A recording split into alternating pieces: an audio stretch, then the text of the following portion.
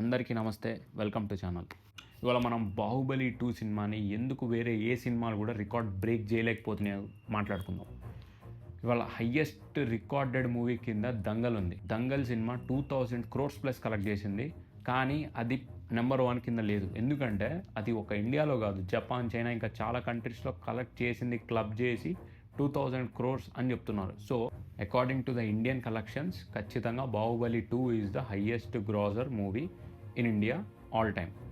1800 crores plus collect చేసింది కాబట్టి అది నెంబర్ 1 ప్లేస్లో ఉంది. కానీ 'బాహుబలి 2' 2017లో వచ్చింది. ఇది 2024 కూడా అయిపోతుంది. కానీ ఇప్పటిదాకా వచ్చిన ఏ సినిమా కూడా 'బాహుబలి 2' కలెక్షన్స్ని క్రాస్ చేయడం అటుంచి 'బాహుబలి 2' కలెక్షన్స్ దగ్గరికి కూడా వెళ్ళలేకపోతున్నాయి. దానికి మేజర్ రీజన్స్ కొన్ని ఉన్నాయి. వాటి గురించి మాట్లాడుకుందాం. 'బాహుబలి 2' 2017లో రిలీజ్ అయినప్పుడు దాని ప్రైజెస్ చూసుకుంటే 50, 100, 150, 200, 50 మినిమం, 200 అనేది మ్యాక్స్గా ఉన్నాయి.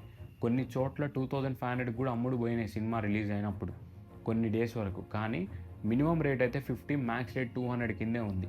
సో అంత లోయెస్ట్ రేట్స్లో కూడా 1800 crores కలెక్ట్ చేయడానికి 'బాహుబలి 2'కి సహాయపడిన కొన్ని ఫ్యాక్టర్స్ ఏంటంటే no OTT and long waiting period for TVs.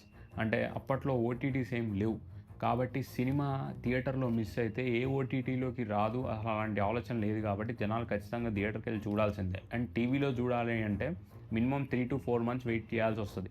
And సినిమాకి ఒక యూనివర్సల్ అపీల్ ఉంది. 'బాహుబలి', 'RRR', 'దంగల్' ఇలాంటి మూవీస్కి ఒక యూనివర్సల్ అపీల్ ఉంటుంది.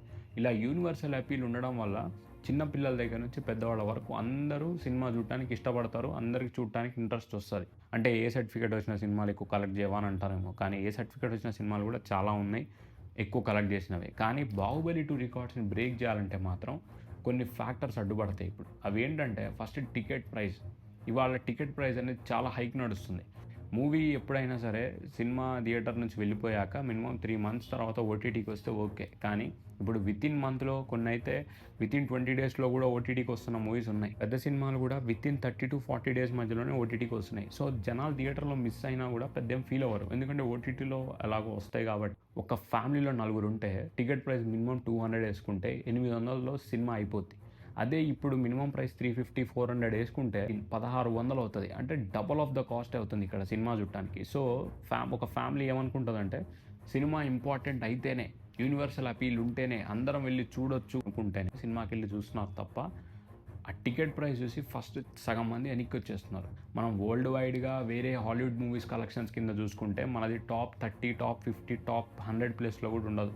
ఎందుకంటే ఆ కలెక్షన్స్ అన్ని వేరే. టికెట్ ప్రైస్ మినిమం పెట్టి థియేటర్ నుంచి ఓటీటీకి మినిమం 3 months వెయిటింగ్ పీరియడ్ పెడితే ఖచ్చితంగా 'బాహుబలి 2' రికార్డ్స్ బ్రేక్ అవుతాయి. 'పుష్ప 2' కావచ్చు, ఇంకా వేరే ఏదైనా కావచ్చు, 'RRR' కావచ్చు, రేపు 'గేమ్ చేంజర్' కావచ్చు, ఏ సినిమా అయినా సరే 'బాహుబలి 2' రికార్డ్స్ బ్రేక్ చేయాలంటే this is the Mantra. And ఈ విషయం సినిమా వాళ్ళకి తెలీదా, నువ్వేమైనా పెద్ద తోపా అని మీరు నన్ను అనవచ్చు. కానీ నాకు అనిపించింది నేను చెప్తున్నా. నేను చెప్పింది రైట్ అనిపిస్తే లైక్ చేసుకోండి. మీకేమనిపిస్తుందో కమెంట్ చేయండి. నచ్చకపోతే డిస్లైక్ చేయండి. బాయ్.